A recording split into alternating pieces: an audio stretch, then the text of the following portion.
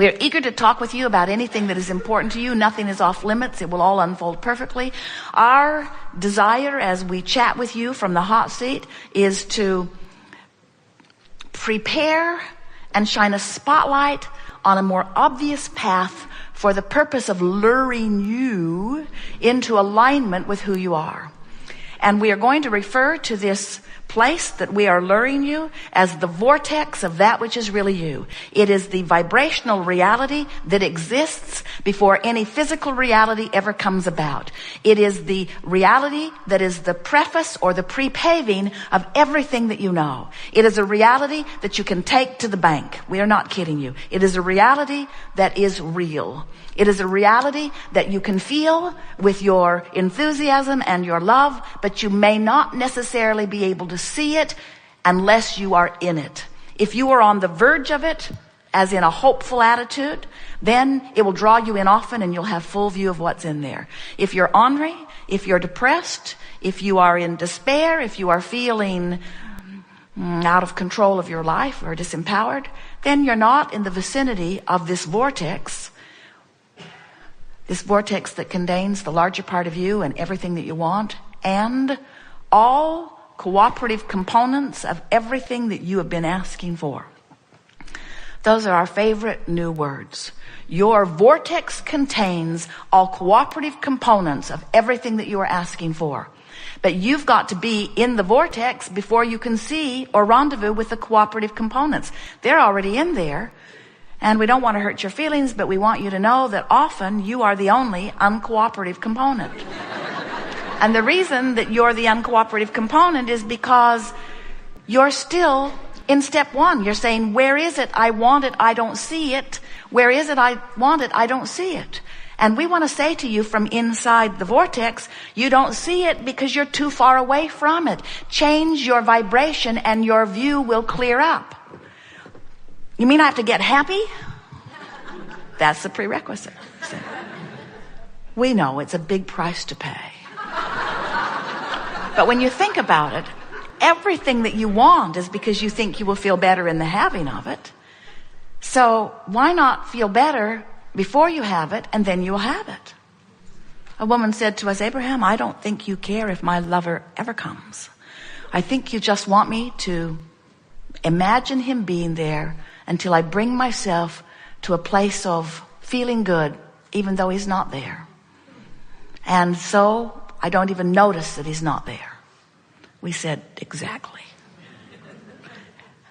She didn't like that very much because she sort of suspected that this vibrational reality is just a tool to trick you into not noticing what's going wrong in your life.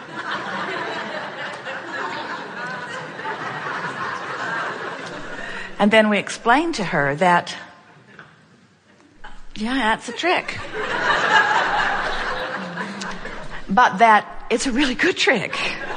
Because if you distract yourself from what's not working, then in the absence of that resistance, the vortex will bring you in. Because when you're not offering resistance, you become a cooperative component. So you just have to stop doing that thing you do that makes you unhappy, and you'll be drawn right in to where all the clues, all the unfolding, all the rendezvous points, all the opportunities, all of the fun along your creative path, along your way to all of that. That was good. Well, when you want something and you know how to bring it about, it's fun to want it, isn't it? But when you want something and you've been wanting it for a while and it stubbornly is staying off at a distance, when you want to bring something in that won't come, or when you want to get rid of something that won't go, then when we say, are you enjoying the contrast? Are you enjoying those new desires that are percolating within you? And often, if we've trained you here, you say, oh yes, we really like those unfulfilled desires. But there will come a time when you come to realize that no desire is off limits for your ability to create it. In other words, when you begin to remember who you are, when you consciously reestablish your relationship between the physical you and the non-physical you. When you remember the purpose of your emotions and the information that they give you in terms of not only your relationship between the physically focused you and the non-physically focused you, but your emotions also give you play by play, moment by moment indicators of how you're doing in relationship to those very desires. Because it turns out that as you sift through the contrast, which causes you to focus, even if you don't put words to it, your desires into a vibrational format, which always precedes the manifestational format. In other words, everything's focused into a vibrational reality first. So without even knowing it, you have focused a wonderful vibrational reality that is not just the forerunner of your relationships or of your possessions or of your experiences. It's actually the vibrational pre-you. You are the creator of you. You think you might be creating a new car or creating a pile of money or creating a relationship, but what you're actually creating is you within those experiences. You are the creator of you. When you focus upon something in your experience and you complain about the lack of something, the reason that it feels uncomfortable to you when you do it is because the source within you is not focused lackfully. The larger part of you is always focused upon the abundance. The largest part of you is always focused upon where you're going, not where you are. The larger part of you, in fact, is where you're going. Do you sort of kind of get that? You are non-physical energy, and a part of you came forth into this body, and you explore the contrast. And by knowing what you don't want, you automatically know what you do want. It's just the balance of this universe. In fact, if you really know that you really don't want something, then you really know that you really do want something. There's an equal, proportionate desire that shoots out of every awareness of what you don't want. So without even knowing it, you have been building a vibrational escrow, a vibrational reality that's not just a pile of stuff waiting off in the future for you. It's actually the vibrational essence of you living, being, having, doing all of that. And that vibrational essence of you is as real as the you that you now manifested. Now hear this. Sometimes you think that it is by offering your words that you create. But it is not your words. It is your vibrational offering. And your vibrational offering is emanating from you at all times. You can't not be vibrationally offering as long as you are conscious. And as you are conscious, you are focused upon something. You're either focused upon the past or the present or the future. You're observing something, you're pondering something, you're remembering something. And it's interesting, the threads of thoughts you think. This morning, as Jerry and Esther were preparing to come down, Jerry pointed to a dresser drawer in their sleeping room that won't stay closed. Apparently, the dresser's on a little bit of a slant, and there's not enough friction, and the drawer just opens itself. Esther said, it's like being on a ship, only we're not, are we? And then Jerry said it reminded him of some kids he knew who had a can of some lubricant that they were being very helpful in spraying on the drawers of people.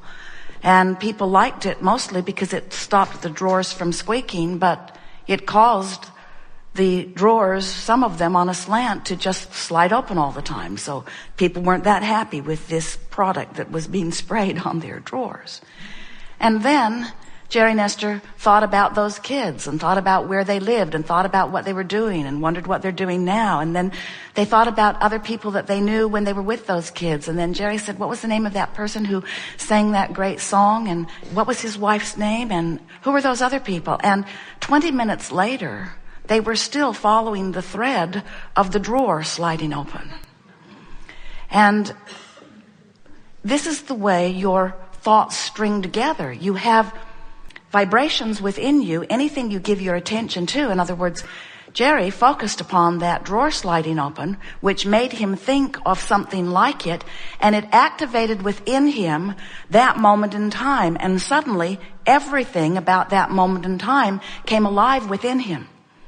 And as he and Esther began talking about it, it became more alive and more alive and more alive. Now, everything about that subject was positive and good feeling. In other words, they were laughing as they remembered, and they were loving those people all over again, even though they haven't seen them or even heard of them in many, many years.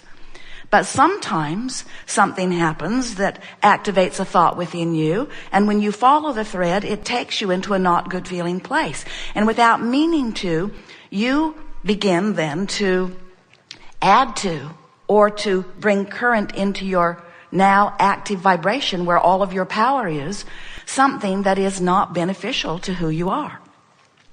Now, what we're getting at here is that while you are here in your magnificent physical bodies and you are focused and therefore activating thoughts and therefore offering vibration, there is another part of you that is offering vibration also. It's the part of you that you were before you were born into this physical body, but it is still, even though you are here focused in this body, it's still the largest part of you. It's the whole of you. It's the culmination of you. It's the source of you. It's the newly become part of you. It's the inner being of you. It's the non-physically focused part of you, but it is the largest vibrational part of you. Because before you were born, that energy was swirling. After you're born into this body, it's still swirling. But here's the important part that many of you do not remember. As you are exploring life here, knowing what you don't want, therefore asking for what you do want, every time a new conclusion of what would be an improved life experience, no matter what the topic, no matter how big or small it seems to you, every time one of those rockets of desires radiates from you, that larger part of you embraces it, absorbs it, and becomes it. In other words, vibrationally speaking, every time you know what you don't want, the larger part of you knows what you do want and becomes it, and leads you to it if you will listen. Now, here's what we really want you to hear. So while Jerry and Esther are focused upon this drawer sliding open, and they follow the path of all of these thoughts, which activated vibrations within them, they could feel a relationship of this vibration that is activated now with the larger vibration of who they really are. And when the two vibrations are on the same wavelength, when they're loving these people, when they're appreciating these people, when they're remembering the fun of these people, the source within them is doing all of that too. So there's no discord within Jerry and Esther. But if they were to find something in that thought that was troubling or concerning, if they were to remember, oh yeah, that's the guy that banged our car every time he got out of the parking lot. We parked next to him, and every time he got out, he banged our car, remember? We tried to find something that we could put between us. We asked him if he could just glue carpet on the side of his car so he didn't destroy every... If they focus upon something that they do not feel good about, then in that moment of that activation, as they walk down this path of memory lane, there is the potential of activating a discordant vibration. And anything less than loving someone, we got to tell you, is discordant, even if they weren't lovable. Anything that's less than appreciating this person is discordant, even if they were hardly appreciable at all. In other words, when you get on these topics of truth or memory of things that you didn't appreciate then and you really don't appreciate now, you use that as your excuse to separate is too strong a word, but it makes the point of activating vibrations that don't harmonize with who you really are. And that's the reason that your guidance system works the way it does. Your guidance system is always queued up, this emotional relationship that you have between the two vibrational aspects of you. Your emotions are just that. They are giving you play by play, subject by subject, comment by comment, memory by memory, observation by observation, feedback about whether what you're thinking about is, now hear this, whether it's a step 1 or a step 3 moment that you're having. And what we mean by that is exploring contrast is always a step 1 moment. That's the moment that evokes a request from you, an ask.